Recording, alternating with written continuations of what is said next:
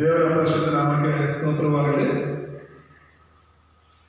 ಕಳೆದ 4 ವಾರಗಳಿಂದಲೂ ಕೂಡ ನಾವು ಚಿಕ್ಕ ಪ್ರವಾದಿಗಳು ಅಂತ ಹೇಳಿ ಬೈಬಲಲ್ಲಿರುವಂತಹ 12 ಪ್ರವಾದಿಗಳ ಬಗ್ಗೆ, ಪ್ರವಾದಿ ಪುಸ್ತಕಗಳ ಬಗ್ಗೆ ಕಲಿತಾ ಬರ್ತಾ ಇದ್ದೀವಿ. ಮೊದಲನೇದಾಗಿ ನಾವು ಹೋಶೇಯನ ಬಗ್ಗೆ ನೋಡಿದ್ವಿ, ಅದಾದಮೇಲೆ ಆಮೋಸನ ಬಗ್ಗೆ, ಆಮೇಲೆ ಒಬದ್ಯನ ಬಗ್ಗೆ ನೋಡಿದ್ವಿ. ಕಳೆದ ವಾರ ನಾವು ಯೋವೇಲನ ಬಗ್ಗೆ ನೋಡಿದ್ವಿ. ಈ ವಾರ ನಾವು 5ನೇ ಪುಸ್ತಕವಾಗಿರುವಂತಹ ಯೋನನು ಬರೆದ ಪುಸ್ತಕವನ್ನು ನಾವು ನೋಡೋಣ. ಇದರಲ್ಲಿ 4 ಅಧ್ಯಾಯಗಳು ಮಾತ್ರ ಇದೆ, ಚಿಕ್ಕ ಚಿಕ್ಕ ಅಧ್ಯಾಯಗಳು. ಅದರಿಂದ ನಾವು ಕಲಿಯುವಂಥದ್ದು ಕೂಡ ಇದೆ, ತುಂಬ ವಿಷಯಗಳು ಕಲೀಲಿಕ್ಕಿದೆ. ಇದರಲ್ಲಿರುವಂತಹ ವಿಷಯವನ್ನ ನಿಮಗೆ ಒಂದು ಕಥೆ ರೂಪದಲ್ಲಿ ಹೇಳ್ಬಿಡ್ತೀನಿ, ಆಗ ನಿಮ್ಗೆ ಎಲ್ಲರಿಗೂ ಕೂಡ ಚೆನ್ನಾಗಿ ಅರ್ಥ ಆಗುತ್ತೆ ಏನಿದೆ ಇದರಲ್ಲಿ ಅಂತ. ಈ ಪುಸ್ತಕದಲ್ಲಿ ಇರುವಂಥದ್ದು ಏನಂತ ಹೇಳಿದ್ರೆ, ನಿನೆವೆ ಪಟ್ಟಣ ಅಂತ ಹೇಳಿ ಒಂದು ಪಟ್ಟಣ. ಆ ನಿನೆವೆ ಪಟ್ಟಣ ಬಂದು ಅಶೂರ್ ಅನ್ನುವಂತಹ ದೇಶ ಇದೆ. ಅಶೂರ್ ದೇಶದ ರಾಜಧಾನಿ ನಿನೆವೆ ಪಟ್ಟಣ ಅನ್ನುವಂಥದ್ದು ದೊಡ್ಡ ಪಟ್ಟಣ.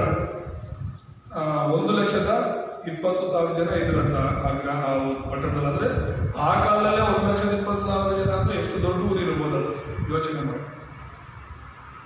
ಆದರೆ ಆ ಊರಿನವರು, ಆ ಪಟ್ಟಣದವರೆಲ್ಲರೂ ಪಾಪ ಮಾಡ್ತಿದ್ದಾರೆ, ವಿಗ್ರಹಾರಾಧನೆ ಮಾಡ್ತಿದ್ದಾರೆ, ದೇವರ ವಿರುದ್ಧವಾದ ಕಾರ್ಯಗಳನ್ನು ಮಾಡ್ತಿದ್ದಾರೆ. ಇದು ದೇವರಿಗೆ ತುಂಬಾ ಕೋಪ ಬರ್ತಾ ಇತ್ತು. ಅದಕ್ಕೋಸ್ಕರ ದೇವರು ತನ್ನ ಶಿಷ್ಯರನ್ನ ಕರೀತಾನೆ, ಪ್ರವಾದಿ. ಅವನ ಹೆಸರು ಯೋನ ಅಂತ. ಏನ ಹೆಸರು? ಯೋನ ಅಂತ. ಆ ಯೋನನ ಕರೆದು, ಯೋನ, ನೀನು ನಿನೆವೆ ಪಟ್ಟಣಕ್ಕೆ ಹೋಗಿ ನನ್ನ ಒಂದು ಸುವಾರ್ತೆನ ಹೇಳು, ನನ್ನ ಒಂದು ವಾಕ್ಯವನ್ನ ಹೇಳು, ನನ್ನ ಕುರಿತಾಗಿ ಅವನಿಗೆ ಹೇಳು ಅಂತ ಹೇಳ್ಬಿಟ್ಟು ಹೇಳ್ತಾರೆ. ಸರಿ ಅಂತ ಹೇಳ್ಬಿಟ್ಟು ದೇವರು ಒಂದು ವಾಕ್ಯ ಅವನು ಬಂದ ಮೇಲೆ ಅವನೇನ್ ಮಾಡ್ತಾನೆ, ನಿನೆವೆಗೆ ಪಟ್ಟಣಕ್ಕೆ ಹೋಗ್ಬೇಕಾಗಿತ್ತು. ಎಲ್ಲಿಗೆ ಹೋಗ್ತಾನೆ ಅವನು? ತಾರ್ಷೀಷ್ ಹೋಗ್ತಾನೆ. ಎಲ್ಲಿಗೆ ಹೋಗ್ತಾನೆ? ತಾರ್ಷೀಷ್ ಅನ್ನುವಂತ ಪಟ್ಟಣಕ್ಕೆ ಹೋಗೋದನ್ನ ನಾನು. ಯಾಕೆ ಅಂದ್ರೆ ಪ್ರವಾದಿಗೆ, ಈ ಯೋನನಿಗೆ ನಿನೆವೆ ಪಟ್ಟಣಕ್ಕೆ ಹೋಗಿ ಸ್ವಾರ್ಥ ಹೇಳಕ್ ಇಷ್ಟ ಇಲ್ಲ. ಅದಕ್ಕೆ ಕಾರಣ ಕೂಡ ಒಂದಿದೆ, ಎಲ್ಲರೂ ಕೇಳಿಸ್ಕೊಳ್ಳಿ ಕರೆಕ್ಟಾಗಿ. ಯಾಕೆ ಸೇವಕನಿಗೆ ನಿನೆವೆ ಪಟ್ಟಣಕ್ಕೆ ಹೋಗಿ ಸ್ವಾರ್ಥ ಹೇಳಕ್ಕೆ ಇಷ್ಟ ಇಲ್ಲ ಅಂತ ಹೇಳಿದ್ರೆ, ಇದಕ್ಕೆ ಮುಂಚೆ ನಿನೆವೆ ಪಟ್ಟಣದವರು ಇಸ್ರಾಯೇಲ್ ಮೇಲೆ ಯುದ್ಧಕ್ಕೆ ಬಂದಿರ್ತಾರೆ. ಅಶ್ಶೂರ್ಯರು ಇಸ್ರಾಯೇಲ್ ದೇಶದ ಮೇಲೆ ಯುದ್ಧಕ್ಕೆ ಬಂದು ಇಸ್ರಾಯೇಲರನ್ನ ಹೊಡೆದು ಅವರ ಒಂದು ಆಸ್ತಿನೆಲ್ಲ ದೋಚ್ಕೊಂಡು ಹೋಗಿರ್ತಾರೆ. ಈ ಕೋಪ ಯಾರಲ್ಲಿರುತ್ತೆ? ಸೇವಕನಲ್ಲಿರುತ್ತೆ, ಯೋನನಲ್ಲಿರುತ್ತೆ. ಅದಕ್ಕೆ ನಾನು ಈಗ ನಿನೆವೆ ಪಟ್ಟಣಕ್ಕೆ ಹೋಗಿಲ್ಲ ಅಂದ್ರೆ, ಅಲ್ಲಿ ನಾ ಸ್ವಾರ್ಥ ಸಾರಿಲ್ಲ ಅಂದ್ರೆ, ದೇವರು ಏನ್ ಮಾಡ್ತಾರೆ? ಆ ಪಟ್ಟಣವನ್ನೆಲ್ಲ ನಾಶ ಮಾಡ್ತಾರೆ. ನನಗೆ ಬೇಕಾಗಿರೋದು ಅಂದ್ರೆ ಆ ಪಟ್ಟಣ ನಾಶವಾಗಲಿ ಅಂತ ಹೇಳಿ ಈ ನಿನೆವೆಗೆ ಹೋಗದಂಗೆ ಯೋನ ಎಲ್ಲಿ ಹೋಗ್ತಾನೆ? ತಾರ್ಷೀಷ್ಗೆ ಹೋಗುವಂತ ಹಡಗನ್ನ ಅದು ಬಿಡ್ತಾನೆ. ಯಾವ ಹಡಗೆ? ತಾರ್ಷೀಷ್ ಅಲ್ಲಿ ಹೋಗುವಂತ ಹಡಗು. ದುಡ್ಡು ಕಟ್ತಾನೆ, ಅದಕ್ಕೆ ಟಿಕೆಟ್ ತಗೋತಾನೆ, ಹತ್ತಿ ಕೂತ್ಕೊಂಡಿರ್ತಾನೆ, ಪ್ರಯಾಣ ಮಾಡ್ಕೊಂಡು ಹೋಗ್ತಿರ್ತಾನೆ. ಸಮುದ್ರದ ಒಂದು ಮಧ್ಯದಲ್ಲಿ ಈಗಾಗಲೇ ಹಡಗು ಹೋಗಿರುತ್ತೆ. ಇದ್ದಕ್ಕಿದ್ದಂಗೆ ಸಮುದ್ರದಲ್ಲಿ ದೊಡ್ಡ ದೊಡ್ಡ ಅಲೆಗಳು ಬರುತ್ತೆ. ಇನ್ನು ಅಲೆಗಳು ಬಂದ್ರೆ ಹಡಗು ಹೋಗೋದಕ್ಕೆ ಆಗೋದಿಲ್ಲ ಮುಂದೆ. ಅಷ್ಟು ದೊಡ್ಡ ಹಡಗು ಅಲ್ಲಕಲ್ಲವಾಗ್ತಾ ಇರುತ್ತೆ. ಅದು ಇನ್ನೇನು ಮುಳುಗ್ಬಿಡುತ್ತೆ ಅನ್ನೋ ಪರಿಸ್ಥಿತಿ. ಅದಕ್ಕೆ ಆ ನಾವೆಯ ಅಂದ್ರೆ ಹಡಗಿನ ಯಜಮಾನರು ಕೂಡ ಒಳಗಡೆ ಇದ್ದಾರೆ, ಓನರು. ಇನ್ನು ಹಡಗಿನ ನಡೆಸೋರು ನಾವಿಕರು ಕೂಡ ಅದರಲ್ಲೇ ಇದ್ದಾರೆ. ಆ ನಾವಿಕರೆಲ್ಲ ಬಂದು ಹೇಳ್ತಾ ಇದ್ದಾರೆ, ಸುಮಾರು ಜನ ಹಡಗತ್ತಿದ್ದಾರೆ. ಅವರಲ್ಲಿ ಎಲ್ಲರಿಗೂ ಹೇಳ್ತಿರೋದು ಏನಂದ್ರೆ, ನೀವೆಲ್ಲರೂ ನಿಮ್ ದೇವರಿಗೆ ಆರಾಧನೆ ಮಾಡಿ, ನೀವೆಲ್ಲರೂ ನಿಮ್ ದೇವರಿಗೆ ಕೇಳ್ಕೊಳ್ಳಿ. ಯಾವ್ದಾದ್ರು ಒಂದು ದೇವರಾದ್ರೂ ನಮ್ಮನ್ನ ಕಾಪಾಡ್ತಾರೆ. ಇದ್ದಕ್ಕಿದ್ದಂಗೆ ಯಾಕೆ ಈ ಥರ ಆಗ್ತಿದೆಯೋ ಗೊತ್ತಿಲ್ಲ ಅಂತ ಹೇಳಿ ಅವ್ರು ಹೇಳ್ತಾರೆ. ಎಲ್ಲರೂ ತಂದಿರೋಂಥ ಲಗೇಜ್ ಏನೆಲ್ಲ ಈಗ ಸುಮಾರು ದಿನಗಳು ಹಿಡಿಯುತ್ತೆ ಈ ಒಂದು ಪಟ್ಟಣದಿಂದ ಆ ಪಟ್ಟಣಕ್ಕೆ ಹೋಗೋದಕ್ಕೆ, ಸಮುದ್ರದ ಈ ದಡದಿಂದ ಆಚೆ ದಡಕ್ಕೆ ಹೋಗೋದಕ್ಕೆ ಸುಮಾರು ದಿನಗಳು ತಿಂಗಳುಗಳು ಹಿಡಿಯುತ್ತೆ. ಹಾಗಾಗಿ ಅದಕ್ಕೆ ಬೇಕಾಗಿರುವಂಥ ಆಹಾರ, ದವಸ ಧಾನ್ಯಗಳು ಎಲ್ಲವೂ ಕೂಡ ಇತ್ತು. ಅದನ್ನೆಲ್ಲ ಕೂಡ ಎತ್ತೆತ್ತಿ ಬಿಸಾಕ್ತಾರೆ ಸಮುದ್ರಕ್ಕೆ. ಯಾಕಂದ್ರೆ ಹಡಗು ತೂಕ ಜಾಸ್ತಿ ಇದ್ರೆ ಬೇಗ ಮುಳುಗೋಗುತ್ತೆ ಅಂತ ಹೇಳಿ ಅವ್ರ ಲಗೇಜನ್ನೆಲ್ಲ ಎತ್ತಿ ಬಿಸಾಕ್ತಿರ್ತಾರೆ. ಅದಾದ್ಮೇಲೆ ಇನ್ನೂ ಅಲೆಗಳು ಜೋರಾಗಿ ಬಡಿತಾ ಇರುತ್ತೆ. ಹಡಗಿಗೆ ಏನ್ ಮಾಡ್ಬೇಕಂತ ಗೊತ್ತಿರಲ್ಲ. ಅದಕ್ಕೆ ಕೊನೆಯದಾಗಿ ಏನ್ ಮಾಡ್ತಾರೆ ಅಂದ್ರೆ ಚೀಟ್ ಹಾಕ್ತಾರೆ. ಏನಂತಾರೆ? ಚೀಟು. ಯಾರೆಲ್ಲ ಟಿಕೆಟ್ ತಗೊಂಡು ಹತ್ತಿರ್ತಾರಲ್ಲ ಅವರೆಲ್ಲರ ಹೆಸರು ಒಂದೊಂದು ಹೆಸರು ಒಂದೊಂದು ಚೀಟಿಯಲ್ಲಿ ಬರೆದು ತೆಗಿತಾರೆ. ಯಾರ ಹೆಸರು ಬರುತ್ತೋ ಈ ಸಮುದ್ರ ಅಲ್ಲಾಕಲ್ಲದಾಗೋದಕ್ಕೆ, ಹಡಗು ಮುಳುಗೋದಕ್ಕೆ ಅವನೇ ಕಾರಣ ಅಂತ ಸರಿ ಅಂತ ಒಂದು ಚೀಟ್ ತೆಗಿತಾರೆ. ಆ ಚೀಟ್ ಕರೆಕ್ಟಾಗಿ ಯೋಧನ ಹೆಸರೇ ಬರುತ್ತೆ. ಯೋಧನ ಯಾರು ಎಲ್ಲಿದ್ದಾರೆ ಅಂತ ನೋಡಿದ್ರೆ ಸಮುದ್ರ ಅಲ್ಲಾಕಲ್ಲವಾಗ್ತಾ ಇದೆ, ಜನ ಎಲ್ಲರೂ ಸಾಯ್ತೀವಂತ ಭಯ ಪಡ್ತಿದ್ದಾರೆ. ಆದ್ರೆ ಇವನೇನ್ ಮಾಡ್ತಿದ್ದಾರೆ? ಮಲಗಿದ್ದಾರೆ. ಆರಾಮಾಗಿ ಕೆಳಗಡೆ ಲಗೇಜ್ ಹಾಕೋ ಜಾಗದಲ್ಲಿ ಹೋಗಿ ನಿದ್ರೆ ಮಾಡ್ತಿದ್ದಾರೆ. ಸಾವಿಗೆ ಭಯ ಪಡ್ತಿರೋದು ಅವನೊಬ್ಬರೇ. ಎಲ್ಲರೂ ಭಯ ಪಡ್ಕೊಂಡು ಕೂಗಾಡಿ ಕಿರ್ಚಾಡ್ಕೊಳ್ತಿದ್ದಾರೆ. ಇವನು ಚೆನ್ನಾಗಿ ನಿದ್ರೆ ಮಾಡ್ತಿದ್ದಾರೆ. ಸೇವಕರು ನಿದ್ರೆ ಮಾಡಿದ್ರೆ ಜನರು ಸಮಸ್ಯೆಗಳನ್ನ ಎದುರಿಸ್ತಾರೆ ಅಲ್ವಾ? ಸೇವಕರು ಪ್ರಾರ್ಥನೆ ಮಾಡಿಲ್ಲ ಅಂದ್ರೆ, ಸೇವಕರು ಸೇವೆ ಮಾಡಿಲ್ಲ ಅಂದ್ರೆ ಜನರು ನಾಶವಾಗ್ತಾರೆ. ಆಮೇಲೆ ಬಂದು ಅವ್ನು ನೆನಪಿಸ್ತಿದ್ದಾರೆ, ಯಾರು ನೀನು ಏನ್ ಇಲ್ಲಿ ಮಲಗಿದೀಯಾ, ಎಲ್ಲಿ ಹೋಗ್ಬೇಕಾಗಿತ್ತು, ಯಾಕೆ ಏನ್ ವಿಷಯ, ಚೀಟ್ ಹಾಕಿದಾಗ ನಿನ್ನೆ ಹೆಸರು ಬಂದಿದೆ ಅಂದ್ರೆ ಅವ್ರು ಹೇಳ್ತಾರೆ ಇದಕ್ಕೆಲ್ಲ ಕಾರಣ ನಾನೇ ಅಂತ. ಸಮುದ್ರ ಅಲ್ಲಾಕಲ್ಲದಾಗೋದಕ್ಕೆ ನಾನೇ ಕಾರಣ. ಹೌದಾ? ಹಾಗಾದ್ರೆ ನೀನ್ ಯಾರು? ಭೂಮಿ ಆಕಾಶಗಳನ್ನು ಸೃಷ್ಟಿ ಮಾಡಿರುವಂತ ಯೆಹೋವ ದೇವರ ಸೇವಕರನ್ನ, ಈ ಸಮುದ್ರವನ್ನ ಸೃಷ್ಟಿ ಮಾಡಿರುವಂತ ದೇವರ ಸೇವಕರನ್ನ, ಯೆಹೋವನ ಸೇವಕರನ್ನ. ಮತ್ತೆ ಯಾಕೆ ಈ ತರ ಆಗ್ತಿದೆ ಅಂದ್ರೆ, ನನ್ನಿಂದಲೇ ದೇವರ ಮಾತನ್ನ ನಾನು ಕೇಳಿದೆ, ಅದರ ವಿರುದ್ಧ ದಿಕ್ಕಲ್ಲಿ ನಾನು ಹೋಗ್ತಾ ಇದ್ದೇನೆ. ದೇವರ ಮಾತಿಗೆ ಒಳಗಾಗದೆ ನಾನು ನನ್ನಿಷ್ಟಕ್ಕೆ ಹೋಗ್ತಾ ಇದ್ದೇನೆ. ಅದಕ್ಕೆ ಇದೆಲ್ಲ ಆಗಿರೋದು. ಹಾಗಾದ್ರೆ ನಾವು ಏನ್ ಮಾಡ್ಬೇಕು? ಸಮುದ್ರ ತಣ್ಣಗಾಗ್ಬೇಕು ಅಂದ್ರೆ, ಸಮುದ್ರ ಸಮಾಧಾನವಾಗ್ಬೇಕಾದ್ರೆ ನಾವ್ ಏನ್ ಮಾಡಬೇಕು ಅಂದ್ರೆ, ನನ್ನನ್ನು ಎತ್ತಿ ಸಮುದ್ರದೊಳಗೆ ಹಾಕಿ, ನನ್ನನ್ನು ಎತ್ತಿ ಸಮುದ್ರದೊಳಗೆ ಹಾಕಿ, ಆಗ ಸಮುದ್ರ ಶಾಂತವಾಗುತ್ತೆ ಅಂತ ಹೇಳ್ತಾರೆ. ಅಯ್ಯೋ, ನಿನ್ನ ಸಮುದ್ರದಲ್ಲಿ ಎತ್ತಾಕಿದ್ರೆ ನಿಮ್ಮ ದೇವರು ನಮ್ಮನ್ನು ಏನ್ ಮಾಡ್ತಾರೋ ಗೊತ್ತಿಲ್ವಲ್ಲ, ಏನಾಗಲ್ಲ. ಅದಕ್ಕೆ ಅವರೆಲ್ಲರೂ ಕೂಡ ಇವನನ್ನ ಸಮುದ್ರದಲ್ಲಿ ಸಾಕ್ಬಿಟ್ಟು, ಆಮೇಲೆ ಯೆಹೋವ ದೇವರು ಯಜ್ಞಗಳನ್ನ ಅರ್ಪಿಸ್ತಾರಂತೆ. ನೋಡಿ, ತುಂಬಾ ಆಶ್ಚರ್ಯವಾಗುತ್ತೆ ನನಗೆ ಆ ವಚನ ಓದುವಾಗ. 14ನೇ ವಚನ ಒಂದೇ ಅಧ್ಯಾಯ 14ನೇ ವಚನದಲ್ಲಿ ಹೇಳುತ್ತೆ, ಇದನ್ನು ನೋಡಿ ಆ ಜನರು ಯೆಹೋವನಿಗೆ ಬಹಳ ಭಯಪಟ್ಟು ಆತನಿಗೆ ಯಜ್ಞವನ್ನು ಅರ್ಪಿಸಿ ಅರಿಕೆಗಳನ್ನು ಮಾಡಿಕೊಂಡರು ಅಂತ ಹೇಳಿ. ಯೋನನ್ನು ಹೇಳಿದಂತ ಸುವಾರ್ತೆ, ಯೆಹೋವನ ಯಾರು ಅಂತ ಅವನು ಹೇಳಿದಂತ ಸುವಾರ್ತೆ ಹಡಗಲ್ಲಿರೋರೆಲ್ಲರೂ ನಂಬಿದ್ರು. ಇಲ್ಲಾಂದ್ರೆ ಅವ್ರು ಯಾಕೆ ಯಜ್ಞಗಳನ್ನು ಸಮರ್ಪಿಸ್ತಾ ಇದ್ದಾರೆ? ಅಲ್ಲೂಯ. ಈ ಕಡೆ ಯೋನನ್ನ ಎತ್ತಿ ಸಮುದ್ರ ಬಿಸಾಕ. ದೇವರು ಒಂದು ಮೀನಿಗೆ ಆಜ್ಞಾಪನೆ ಮಾಡಿ, ಒಂದು ಮೀನಿಗೆ ಆಜ್ಞೆ ಕೊಟ್ಟಿರುತ್ತೆ. ಆ ಸಮುದ್ರದಲ್ಲಿರುವಂತ ಒಂದು ದೊಡ್ಡ ಮೀನು ಬಂದು ಯೋನನನ್ನ ನುಂಗಿ ಬಿಡ್ತಂತೆ. ಯಶ್ವ ಏನ್ ಮಾಡ್ತಂತೆ? ನನ್ನ ಕಡೆ ನೋಡ್ತಾ ಇರ್ಬೇಕು, ವಾಕ್ಯ ಹೇಳ್ತಿರುವಾಗ. ಆ ದೊಡ್ಡ ಮೀನು ನುಂಗ್ಬಿಡುತ್ತೆ. ಆ ಮೀನು ಹೊಟ್ಟೆಯಲ್ಲಿ ಇರ್ತಾನಂತೆ ಯೋನ. ಎಷ್ಟು ದಿನ? 3 ದಿನ ಇರ್ತಾನೆ. ಮೀನು ಹೊಟ್ಟೆ ತುಂಬಾ ಕ್ಲೀನ್ ಆಗಿರುತ್ತಲ್ಲ, ಸ್ವಲ್ಪನೂ ಗಲೀಜಿರಲ್ಲ, ವಾಸನೆ ಇರಲ್ಲ. ಚಿಕ್ಕ ಮೀನು ಹೊಟ್ಟೆ ಹೊಡೆದ್ರೆ ದುರ್ವಾಸನೆ ಬರುತ್ತೆ. ಆ ಮೀನಿನ ವಾಸನೆ 4 ದಿನ ಆದ್ರೂ ಹೋಗೋದೇ ಇಲ್ಲ. ಹೌದಲ್ಲ? ಆ ತರ ಇರುತ್ತೆ. ಹೊಟ್ಟೆಗೆ ಎಷ್ಟು ಪಾಚಿ ಗೀಚಿ ಎಲ್ಲ ತಿಂದು ಎಷ್ಟು ದುರ್ವಾಸನೆ ಇರುತ್ತೆ. ಅಲ್ಲಿ 3 ದಿನ ಇದ್ದಂತೆ. ಒಂದು 2ನೇ ಅಧ್ಯಾಯದಲ್ಲಿ ಯೋನ ಬರೀತಾನೆ, ನಾನು ಪಾತಾಳದಲ್ಲಿದ್ದೀನಿ ಅಂತ. ಎಲ್ಲಿದ್ದೀನಿ ಅಂತ? ಮೀನಿನ ಹೊಟ್ಟೆ ಪಾತಾಳದಷ್ಟು ಭಯಂಕರವಾಗಿತ್ತು. 3 ದಿನ ಇವನಿಂದಾಗಿ ಮೀನಿಗೂ ಸಮಸ್ಯೆ. ಯಾಕಂದ್ರೆ ಅದೇನು ತಿನ್ನಬಾರ್ದಲ್ಲ 3 ದಿನ. ಇವನೇ ಹೊಟ್ಟೆಯಲ್ಲಿ ತುಂಬಿಕೊಂಡಿದ್ದಾನೆ, ಇನ್ನೇನು ತಿನ್ನಕ್ಕಾಗುತ್ತೆ? ಇನ್ನೊಂದೇನಂದ್ರೆ ದೇವರು ಡೈಜೆಸ್ಟ್ ಆಗದೆ ಇರೋದಕ್ಕೆ ಅಲ್ಲಿ ಮಾಡ್ಬಿಟ್ಟವ್ರೆ. ಅಂದ್ರೆ ತಿಂದಿರೋದು ಊಟ ಜೀರ್ಣ ಆಗದೆ ಇರೋ ರೀತಿಯಲ್ಲಿ ಮಾಡ್ಬಿಟ್ಟಿದ್ದಾನೆ. ಆ ಮೀನಿಗೆ ಜೀರ್ಣ ಆಗೋ ತರ ಇದ್ರೆ ಇವನೇ ಜೀರ್ಣ ಆಗ್ಬಿಡ್ತಾರಲ್ಲ. ಅದಕ್ಕೆ 3 ದಿನ ಜೀರ್ಣನೂ ಆಗ್ತಿಲ್ಲ. ತಿಂದಿರೋದು ಮೀನು 3 ದಿನ ಇವನು ಕಷ್ಟಪಡ್ತಾ ಇದ್ದಾರೆ, ನೀನು ಕಷ್ಟಪಡ್ತಾ ಇದ್ದಾರೆ. ಸೇವಕರು ದೇವರವ್ರು ಹೇಳಿರುವಂಥ ಸೇವೆಯನ್ನು ಮಾಡಲಿಲ್ಲ ಅಂದರೆ ನಾವು ಕಷ್ಟಪಡ್ತೀವಿ, ನಮ್ಮ ಜೊತೆ ಇರೋರು ಕಷ್ಟಪಡ್ತೀವಿ. ಅರ್ಥ ಆಗ್ತದೆ ಹೇಳಿದ್ರು. ಅದಾದ್ಮೇಲೆ ಅಲ್ಲಿಂದ ಅವನು ಪಶ್ಚಾತ್ತಾಪ ಮಾಡ್ತಾನೆ. ದೇವರೇ, ನೀನು ಹೇಳಿದೆ ನಿನೆವೆಗೆ ಹೋಗುವಂತ, ಆದರೆ ನಾನು ನಿನ್ನ ಮಾತಿಗೆ ವಿರುದ್ಧವಾಗಿ ನನ್ನಿಷ್ಟಕ್ಕೆ ನಾನು ಹೋಗ್ತಾ ಇದ್ದೀನಿ, ನನ್ನನ್ನು ಕ್ಷಮಿಸಪ್ಪ. ನೀನು ಹೇಳಿದಂತೆ ನಾನು ನಿನೆವೆ ಪಟ್ಟಣಕ್ಕೆ ಹೋಗ್ತೀನಿ ಅಂತ ಹೇಳಿ 2ನೇ ಅಧ್ಯಾಯದಲ್ಲಿ ಅವನು ಯಾವಾಗ ಕೇಳ್ಕೊಳ್ತಾನೋ ಅವಾಗ ದೇವರು 2ನೇ ಅಧ್ಯಾಯ 10ನೇ ವಚನದಲ್ಲಿ ನೋಡುವಾಗ ಯೆಹೋವನು ಮೀನಿಗೆ ಅರ್ಪಣೆ ಮಾಡೋದು, ಅದು ಯೋನನನ್ನು ಒಣನೆಲದಲ್ಲಿ ಕಾಲಿ ಬಿಟ್ಟಿತ್ತು. ಅಲ್ಲೂಯ್ಯ, ಎಲ್ಲಿ ಕಾಲಿ ಬಿಡ್ತಂತೆ? ಒಣನೆಲ. ಎಲ್ಲೋ ಮಧ್ಯ ಸಮುದ್ರದಲ್ಲಿ ಬಿದ್ದಂತ ಅವನನ್ನ ಮೀನು ಫ್ರೀಯಾಗಿ ತಂದು ಎಲ್ಲಿ ಬಿಡ್ತಂತೆ? ಒಣನೆಲದಲ್ಲಿ ಬಿಟ್ಟಿದೆ. ಆ ಒಣನೆಲ ಕೂಡ ಎಲ್ಲಿದೆ ಗೊತ್ತಾ? ಇವನು ಹೋಗ್ಬೇಕಾದ್ರೆ ನಿನೆವೆ ಪಟ್ಟಣದ ಹತ್ರನೇ ಇದೆ. ಅಲ್ಲೂಯ್ಯ, ಅವನು ಅಲ್ಲಿಂದ ಎದ್ದು ಪಟ್ಟಣಕ್ಕೆ ಹೋದ ಅಂತ ಹೇಳ್ಬಿಟ್ಟು 3ನೇ ಅಧ್ಯಾಯದಲ್ಲಿ ನಾವು ನೋಡ್ಬೋದು. ಆ ಪಟ್ಟಣ 3 ದಿನಗಳು ಪ್ರಯಾಣ ಮಾಡುವಷ್ಟು ದೊಡ್ಡ ಪಟ್ಟಣ ಅಂತೆ. ಎಷ್ಟು ದಿನ?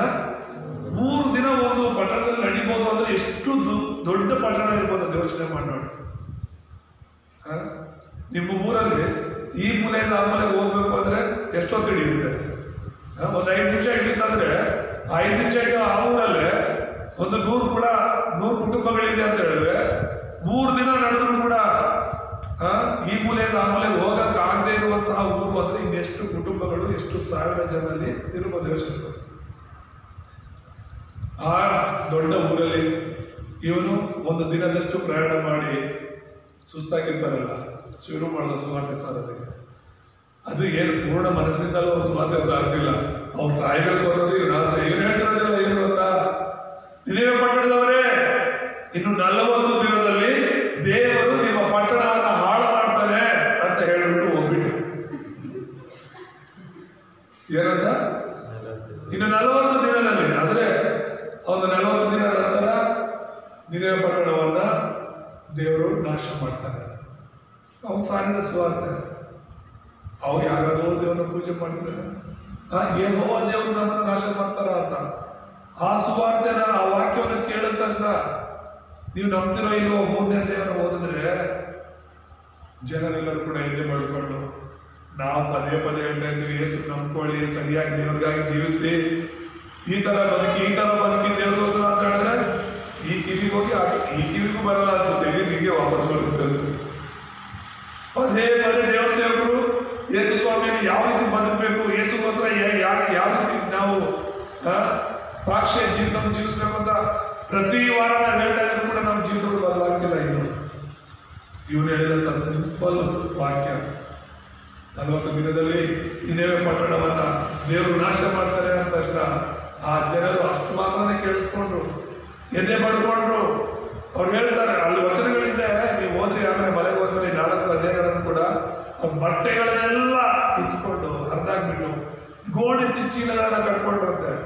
ಯಾವ ಚೀಲ? ಗೋಣಿ ತಟ್ಟು ಅಂತಾರೆ. ಅಂದ್ರೆ ಗೋಣಿ ಚೀಲಗಳನ್ನ ಸುತ್ತಕೊಂಡು ಅವ್ರ ಮೈ ಮೇಲೆಲ್ಲ ಬೂದಿ ಎರಚ್ಕೊಂಡ್ರಂತೆ. ಬೂದಿ ಎರಚ್ಕೊಳ್ಳೋದು, ಗೋಣಿ ಕಟ್ಕೊಳ್ಳೋದು ಅವರು ಪಶ್ಚಾತ್ತಾಪ ಪಡ್ತಿದ್ದಾರೆ ಅನ್ನೋದಕ್ಕೆ ಒಂದು ಸೂಚನೆ ಆ ಕಾಲದಲ್ಲಿ, ಹಳೆ ಒಡಂಬಡಿಕೆಯಲ್ಲಿ.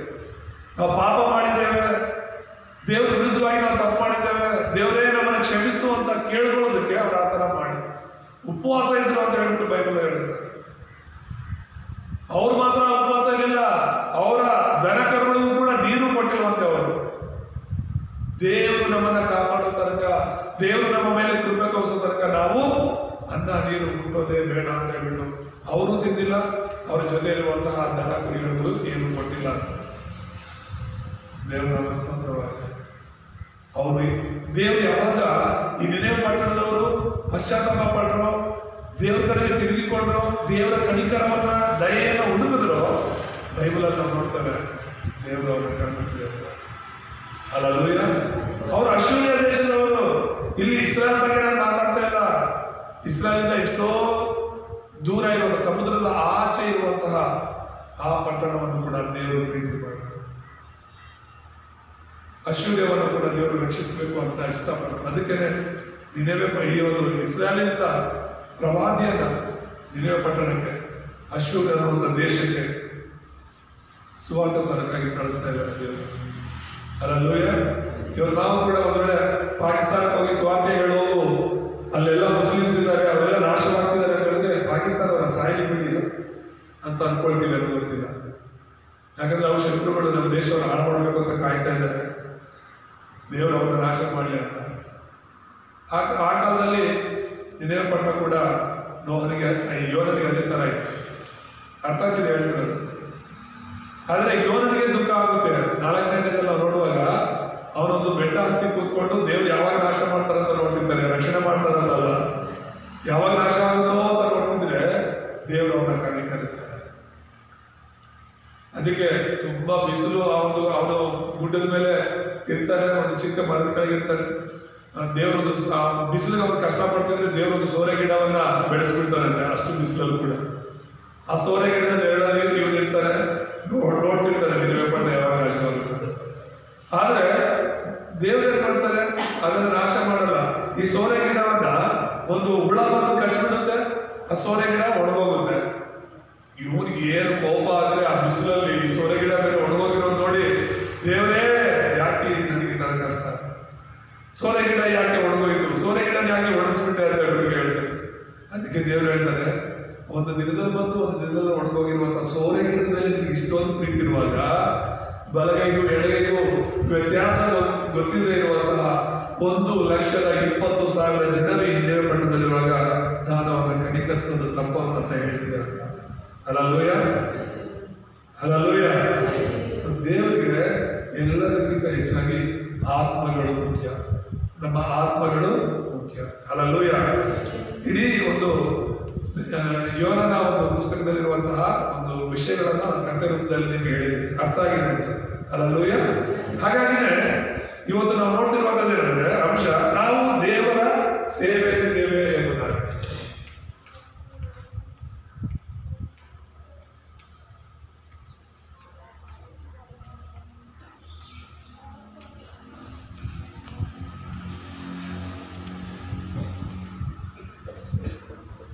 ಯೋನ 4:11 ದೇವರು ನಿನ್ನೆ ಪಟ್ಟಣವನ್ನು ಖಂಡಿಸುವುದರ ಬಗ್ಗೆ ಬರೆಯಲ್ಪಟ್ಟಿರೋದನ್ನು ನಾವು ನೋಡ್ತೀವಿ. ಪರಿಚಯದಲ್ಲಿ ನಾವು ನೋಡುವಾಗ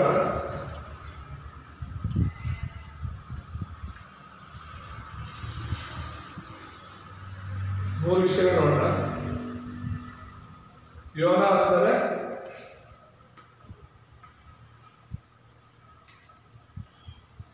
ಪಾರಿವಾಳ ಎಂದು ಅರ್ಥ. ಏನು ಯೋನ ಅಂದ್ರೆ ಪಾರಿವಾಳ. ಜಸ್ಟ್ ಆ ಒಂದು ಹೆಸರಿನ ಅರ್ಥ ನಿಮಗೆ ತಿಳಿದಿರಲಿ ಅಂತ ಅಷ್ಟೇ. ಈ ಪುಸ್ತಕವನ್ನ ಬರೆದಿದ್ದು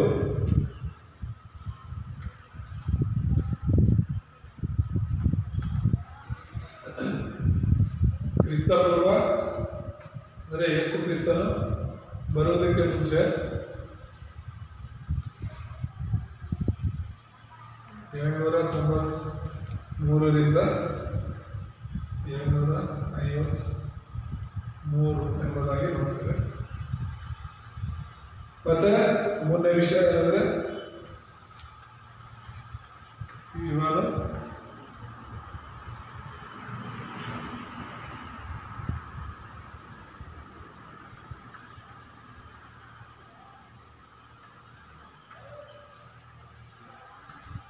ಇವನು ನಿನ್ನೆಗೆ ಪ್ರವಾದಿಯಾಗಿದ್ದಾನೆ ಎಂಬುದಾಗಿ.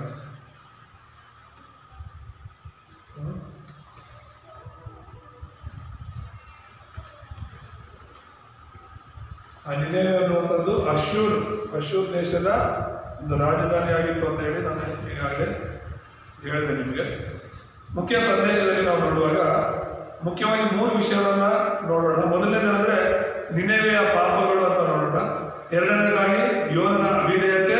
ಮೂರನೇದಾಗಿ ನಿನ್ನೆವೆಯನ್ನು ರಕ್ಷಿಸಲು ದೇವರ ಆಸೆ ಎಂಬ 3 ವಿಷಯಗಳನ್ನ ನಾವು ನೋಡೋಣ. ಮೊದಲನೇದಾಗಿ ನಿನ್ನೆವೆ ಮಾಡಿದಂತಹ ಪಾಪಗಳು ಏನು ಎಂಬುದಾಗಿ.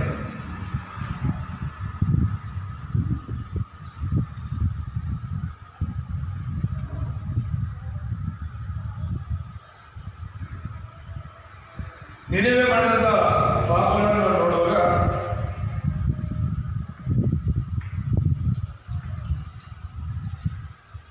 ಮೂರು ವಿಷಯಗಳನ್ನ ನೋಡ್ಬೋದು. ಒಂದು ಏನಂದ್ರೆ ಅವರು ಹಿಂಸೆ ಪಡಿಸ್ತಾ ಇದ್ರು. ಯಾರನ್ನ ಹಿಂಸೆ ಪಡಿಸ್ತಾ ಇದ್ರು? ಜನರನ್ನ.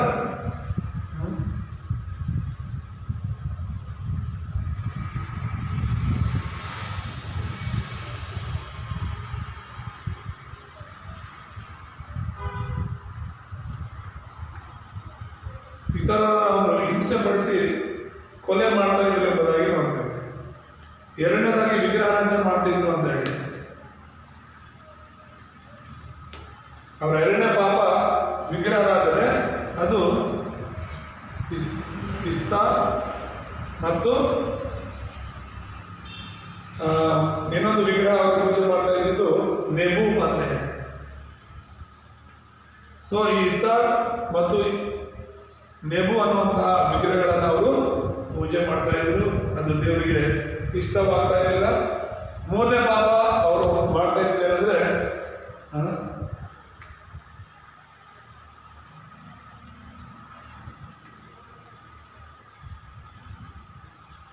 ದೇವರಿಂದ ಬೇರ್ಪಟ್ಟಿದ್ರು ಎಂಬುದಾಗಿ. ಸತ್ಯ ದೇವರಿಂದ. ಈ ಮೂರು ವಿಷಯಗಳು ನಿನೇವೆ ಮಾಡಿದಂಥ ಪಾಪಗಳನ್ನು ದೇವರು ಯಾಕೆ ನಿನೇವೆ ಪಟ್ಟಣವನ್ನು ನಾಶ ಮಾಡಬೇಕು ಅಂದ್ಕೊಂಡಿದ್ರು ಅಂದ್ರೆ ಅವರು ಇತರ ಜನರನ್ನ ಹಿಂಸೆ ಮಾಡಿ ಅವನ್ನ ಸಾಯಿಸ್ತಿದ್ರು. ನಾವು ಚೆನ್ನಾಗಿರ್ಬೇಕು, ನಾವು ಚೆನ್ನಾಗಿ ಬದುಕಬೇಕು, ಇನ್ನೊಬ್ರು ಹಾಳಾದ್ರೂ ಪರವಾಗಿಲ್ಲ, ನಾವು ಚೆನ್ನಾಗಿರ್ಬೇಕು ಅನ್ನೋದು ಅವರಲ್ಲಿತ್ತು. ಅದು ದೇವರಿಗೆ ಇಷ್ಟ ಆಗಲಿಲ್ಲ. ಎರಡನೇದು ಅವರು ವಿಗ್ರಹಾರಾಧನೆ ಮಾಡ್ತಾ ಇದ್ರು. ಈ ಇಸ್ತಾರ್ ಮತ್ತು ನೆಬು ಅನ್ನುವಂಥ ವಿಗ್ರಹಗಳನ್ನು ಅವರು ಪೂಜೆ ಮಾಡ್ತಾ ಇದ್ರು. ಅದು ದೇವರಿಗೆ ಇಷ್ಟವಾಗಲಿಲ್ಲ. ಮೂರನೇದಾಗಿ ದೇವರಿಂದ ಅವರು ದೂರ ಇದ್ರು. ಅವನ ಸೃಷ್ಟಿ ಮಾಡಿದಂಥ ಯೆಹೋವ ದೇವರಿಂದ ಅವರು ಬೇರ್ಪಟ್ಟು ಅವರು ಜೀವಿಸ್ತಾ ಇದ್ರು. ಅದಕ್ಕೋಸ್ಕರ ಆ ದೇಶವನ್ನ, ಆ ಪಟ್ಟಣವನ್ನ ದೇವರು ಹಾಳು ಮಾಡಬೇಕು ಅಂತ ಯೋಚನೆ ಮಾಡಿದ್ರು. ಕೊನೆಗೆ ಅವರು ಕಷ್ಟತಪ ಪಟ್ಟದ್ರಿಂದ ಅವರನ್ನು ಕರುಣಿಸಿದರು ಎಂಬುದಾಗಿ ನಾವು ನೋಡ್ತೇವೆ. ಎರಡನೇದಾಗಿ ನೋಡುವಾಗ ಯೋನನ ಅವಿಧೇಯತೆ ಎಂಬುದಾಗಿ.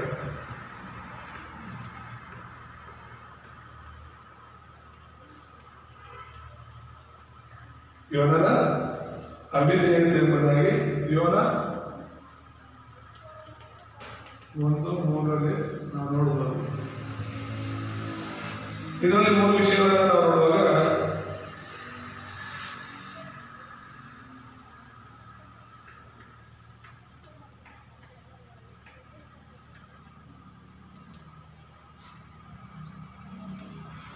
ದೇವರ ಕಡೆಗೆ, ದೇವರು ಕರೆದಿದ್ದವರನ್ನ, ಮನುಷ್ಯರಲ್ಲ. ಅಲ್ಲೂಯ್ಯ. ಯಾರು ಕರೆದಿದ್ದು? ದೇವರು ಕರೆದಿದ್ದು. ದೇವರಲ್ಲಿ ಬಂದು ದೇವರಿಗಾಗಿ ಜೀವಿಸಬೇಕಾಗಿರುವಂತ ಯೋನ ದೇವರಿಂದ ಬೇರ್ಪಡ್ತಾನೆ, ದೇವರ ಒಂದು ವಾಕ್ಯಕ್ಕೆ ಅಧೀನರಾಗ್ತಾನೆ ಎಂಬುದಾಗಿ ನಾವು ನೋಡ್ತೇವೆ. ಎರಡನೇದಾಗಿ ನಾವು ನೋಡುವಾಗ ಎರಡನೇ ಅವಕಾಶ.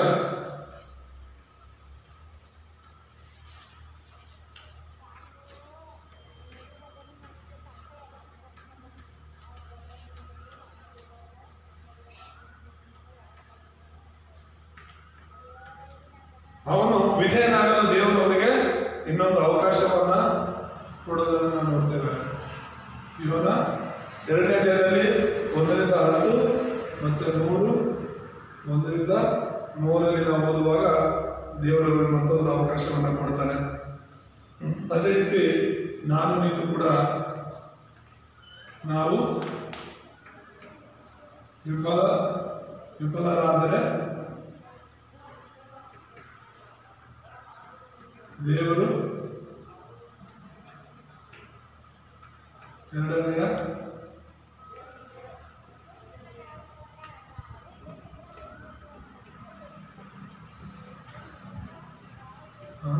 ಅವಕಾಶ ಕೊಡ್ತಾನೆ ನಮಗೂ ಕೂಡ ಎಂಬುದಾಗಿ ನೋಡ್ತೇವೆ. ಪ್ರತಿಯೊಬ್ಬರ ಜೀವನದಲ್ಲೂ ಕೂಡ ದೇವರು ಮತ್ತೊಂದು ಅವಕಾಶನ ಕೊಡ್ತಾರೆ. ಯೋನ ತಪ್ಪು ಮಾಡಿದ, ದೇವರ ವಾಕ್ಯಕ್ಕೆ ಅವಿಧೇಯನಾಗಿ ಅವನು ನಡ್ಕೊಂಡ. ಆದರೂ ಕೂಡ ದೇವರವರನ್ನು ಆರಿಸ್ಕೊಂಡಿದ್ದರಿಂದ ಅದನ್ನೇ ಹೇಳ್ತೀವಿ, ನೀತಿವಂತನು 7 ಸಲ ಬಿದ್ದರೂ ಕೂಡ ಎದ್ದೇಳ್ತಾನೆ ಅಂತ ಹೇಳ್ಬಿಟ್ಟು. ಸೊ ಇಲ್ಲಿ ಒಂದು ತಪ್ಪು ಮಾಡೋದು ಕೂಡ ದೇವರು ಇವನಿಗೆ ಬುದ್ಧಿ ಬರೋ ಥರ ಮಾಡಿ ಮತ್ತೆ ದೇವರ ಕೆಲಸವನ್ನ ಇವನ ಮೂಲಕ ಮಾಡಿಸ್ಕೊಳ್ತಾನೆ. ಯಾವ ಕೆಲಸವನ್ನ ಯಾರು ಮಾಡಬೇಕು ಅಂತ ದೇವರು ಕರೆದಿರ್ತಾರೋ ಆ ಕೆಲಸವನ್ನ ಅವರು ಮಾಡಬೇಕಾಗುತ್ತೆ. ತಡವಾದರೂ ಕೂಡ ಅವ್ರು ಮಾಡಲೇಬೇಕು. ಅಲ್ಲೂಯ್ಯ. ದೇವರ ಸೇವೆಯಿಂದ ದೂರ ಓಡುವುದಕ್ಕೆ ಆಗೋದಿಲ್ಲ. ದೇವರ ಸನ್ನಿಧಿಯಿಂದ ನಾವು ದೂರ ಓಡೋದಕ್ಕೆ ಆಗೋದಿಲ್ಲ. ಯಾಕಂದ್ರೆ ನಮ್ಮನ್ನ ದೇವರು ಕರೆದಿದ್ದಾರೆ. ಹಲ್ಲೆಲೂಯ. ನಾವು ದೇವರ ಕೈಯಲ್ಲಿ ಇರೋದ್ರಿಂದ ಆತನ ಕೈಯಿಂದ ನಾವು ತಪ್ಪಿಸ್ಕೊಂಡು ಹೋಗೋದಕ್ಕೆ ಸಾಧ್ಯವಿಲ್ಲ. ಇಲ್ಲಿ ಯೋನನು ಕೂಡ ಸೇವೆಗೆ ಹೋಗೋದಕ್ಕೆ, ನಿನೆವೆಗೆ ಹೋಗೋದಕ್ಕೆ, ಸುವಾರ್ತೆ ಹೇಳೋದಕ್ಕೆ ಇಷ್ಟ ಇಲ್ಲ ಅನ್ನೋ ಕೂಡ ದೇವರು ಅವನಿಗೆ ಮತ್ತೆ ಮಾತನಾಡಿ ಎರಡನೇ ಅವಕಾಶವನ್ನು ಕೊಟ್ಟಿದ್ದನ್ನು ನಾವು ನೋಡ್ತೇವೆ. ಮೂರನೇದಾಗಿ ನಾವು ನೋಡುವಾಗ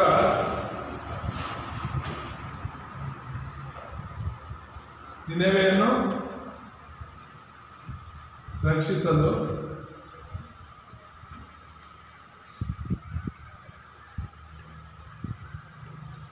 ದೇವರ ಆಸೆ ಎಂಬುದಾಗಿ ನೋಡ್ತಾ ಇದ್ದೇವೆ.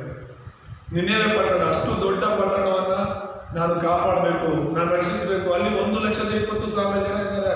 ಅವರೆಲ್ಲರೂ ಕೂಡ ನಾಶವಾಗಿ ನರಕಕ್ಕೆ ಹೋಗೋದು ದೇವರಿಗೆ ಇಷ್ಟವಿಲ್ಲದಿರೋದ್ರಿಂದ ಅವನ್ನ ರಕ್ಷಿಸುವಂತ ಆಸೆ ದೇವರಿಗೆ ಇತ್ತು.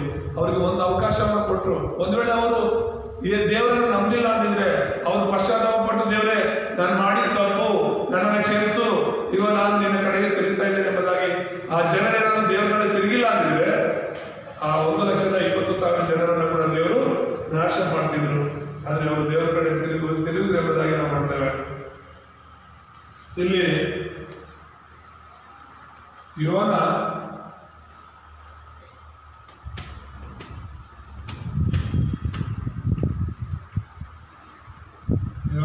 ನಿನೆವೆಗೆ ಸುವಾರ್ತೆ ಸಾರಿದ ಎಂಬುದಾಗಿ ನೋಡ್ತೇವೆ. ಮತ್ತೆ ನಿನೆವೆಯವರು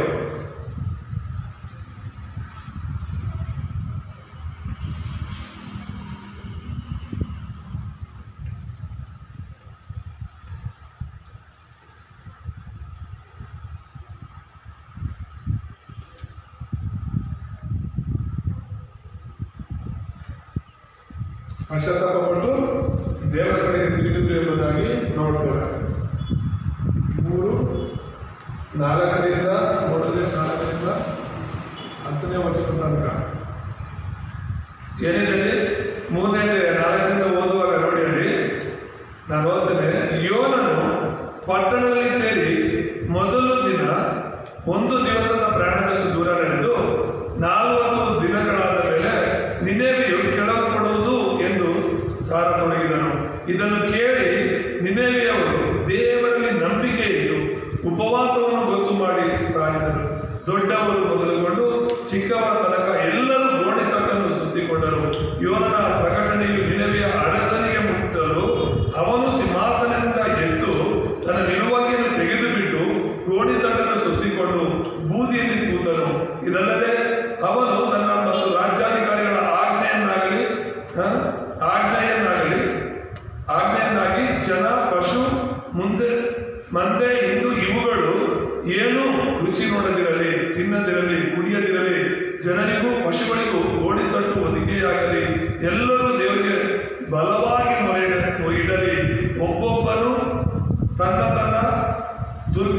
ದುರ್ಮಾರ್ಗವನ್ನು, ತಾನು ನಡೆಸುತ್ತಿದ್ದ ಹಿಂಸೆಯನ್ನು ತೊರೆದು ಬಿಡಲಿ.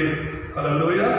9ನೇ ವಚನದಲ್ಲಿ ಹೇಳ್ತಾರೆ, ದೇವರು ಒಂದು ವೇಳೆ ಮನಮರುಗಿ ಹಿಂದಿರುಗಿ ತನ್ನ ಉಗ್ರ ಕೋಪವನ್ನು ತೊಲಗಿಸಾನು, ನಾವು ನಾಶವಾಗದೆ ಉಳಿದೆವು ಎಂಬುದನ್ನು ನಿನೆವೆಯಲ್ಲೆಲ್ಲ ಸಾರಿದರು ಎಂಬುದಾಗಿ. ಸೊ ಇದು ಅಲ್ಲ, ನಾವು 10ನೇ ವಚನ ನೋಡ್ತೇವೆ.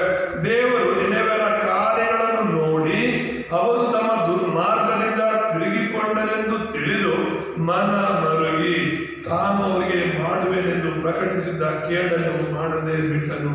ಹಲ್ಲೆಲೂಯ.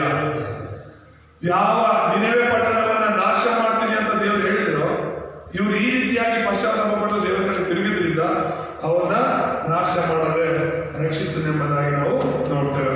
ಮತ್ತೆ ಇದರಲ್ಲಿ 3ನೇದಾಗಿ ದೇವರು ನಿನೆವೆಯನ್ನು ರಕ್ಷಣೆ ಮಾಡುವುದೆಂಬುದಾಗಿ.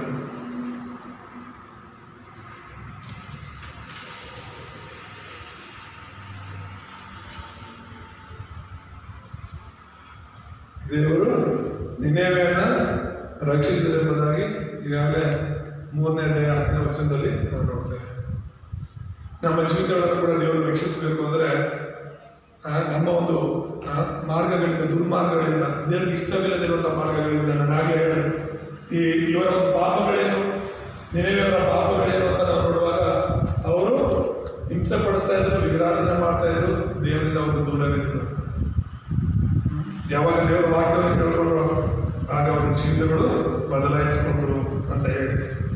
ಹೋಗ್ತಾ ಇದ್ದೀವಿ.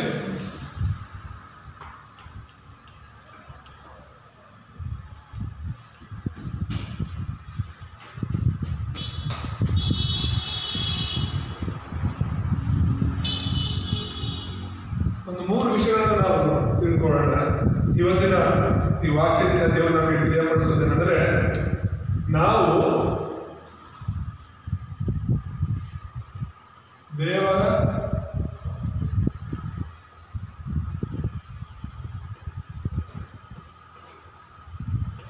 ದೇವರ ಕನಿಕರದಲ್ಲಿದ್ದೇವೆ. ಅದಕ್ಕೆ ನಾವು ನಾಶವಾಗದೆ ಇನ್ನೂ ಜೀವಂತವಾಗಿದ್ದೇವೆ. ಅಲ್ಲಲ್ಲೂಯ್ಯ. ದೇವರು ನಿನ್ನನ್ನು ನನ್ನನ್ನು ಇನ್ನೂ ಕನಿಕರಿಸ್ತಾ ಇರೋದ್ರಿಂದ, ಇನ್ನು ನಮ್ಮ ಮೇಲೆ ದೇವರ ದಯೆ ಇರೋದ್ರಿಂದಲೇ ನಾವಿನ್ನೂ ಜೀವಂತವಾಗಿ ಇದ್ದೇವೆ ಎಂಬುದಾಗಿ ನಾವು ಯಾವಾಗಲೂ ಕೂಡ ನೆನಪಲ್ಲಿ ಇಟ್ಕೋಬೇಕು. ಎರಡನೇದಾಗಿ ಏನಂದ್ರೆ, ನಾವು ದೇವರ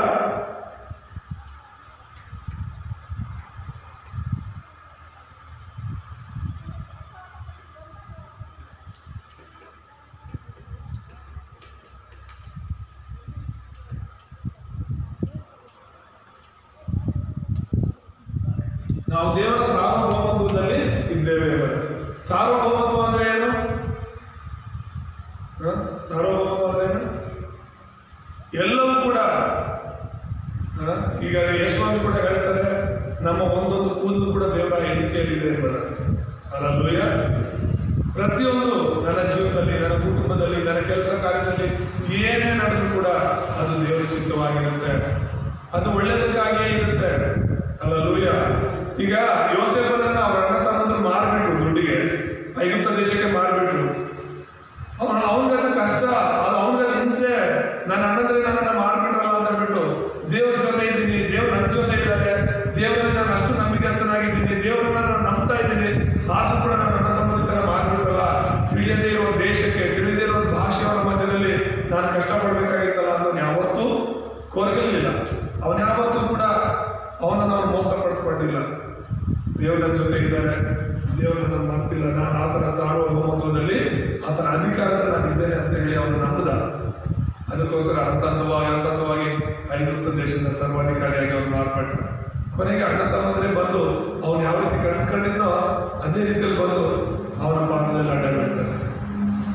ಅಲ್ಲಲ್ಲೂಯ್ಯ.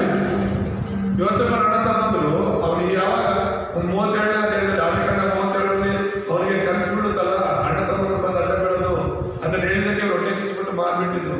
ಆದರೆ ಅವನು ಸರ್ವಾಧಿಕಾರಿ ಆದಾಗ ಆದಿಕಾಂಡ 45ನೇದಲ್ಲಿ ನಾವು ನೋಡ್ತೀವಿ, ಅಣ್ಣ ತಮ್ಮಂದ್ರು ಬಂದು ಅಡ್ಡ ಬೀಳ್ತಾರೆ.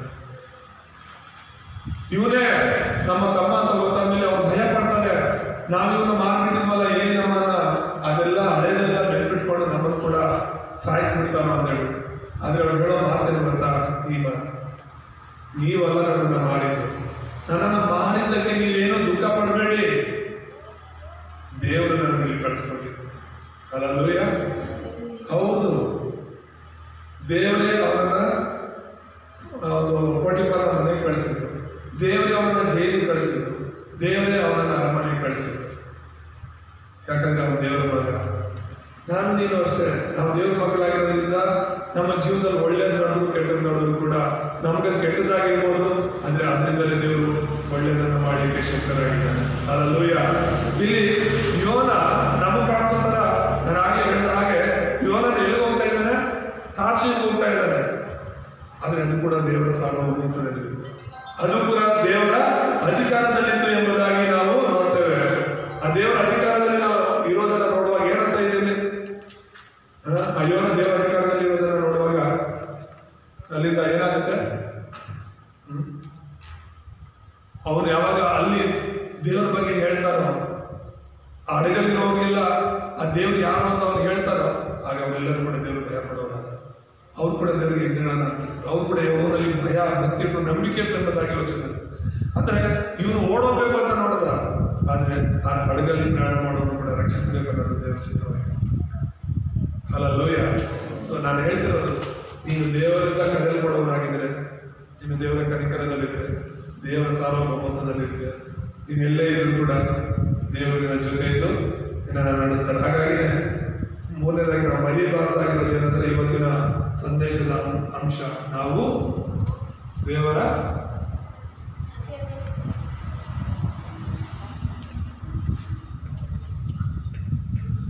ಎಲ್ಲೇ ಇದ್ರೂ ನಾವು ದೇವರ ಸೇವೆಯಲ್ಲಿ ಇರ್ತೀವಿ ಅನ್ನೋದು ಮರಿಬಾರ್ದು.